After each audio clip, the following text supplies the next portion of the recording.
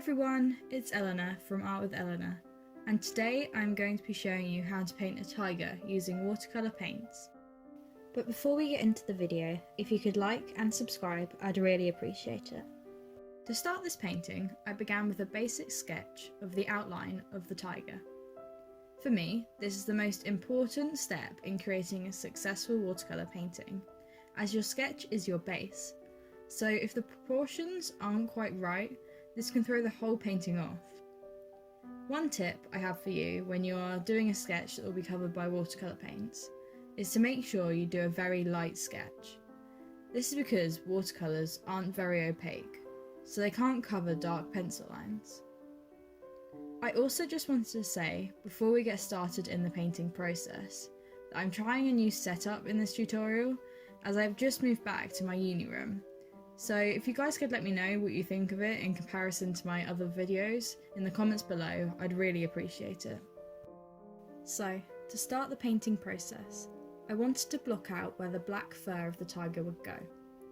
I chose not to sketch this out initially, as I didn't want to feel like I had to put a thick layer of black watercolour paint down to cover up the pencil lines.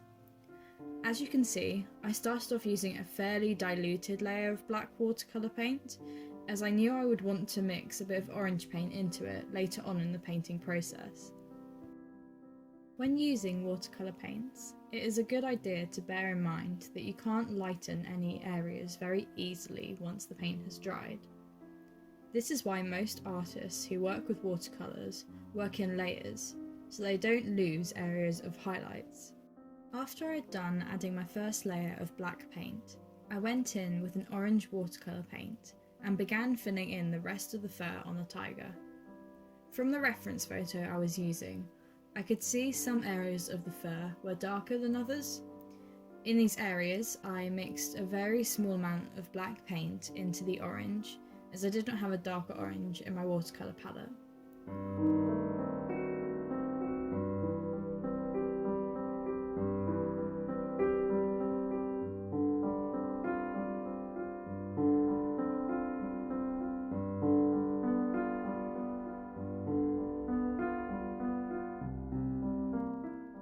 Something that I found quite important when doing this painting was to focus on the direction of my brush strokes.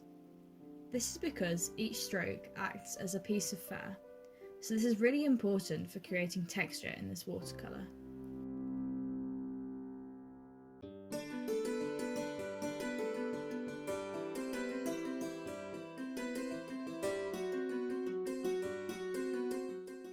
I also added a very light wash of orange watercolour paint to the bottom half of the tiger because I didn't want the highlights in its fur to be completely bright white.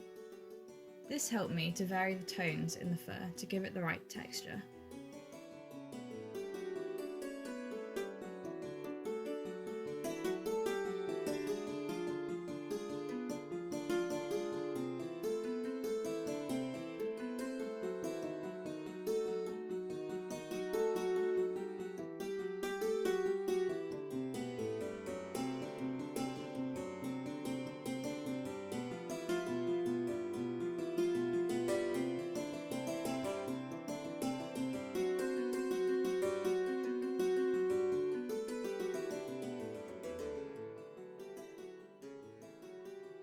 I then filled in the nose with a very light pink and started to work on the white fur under his chin.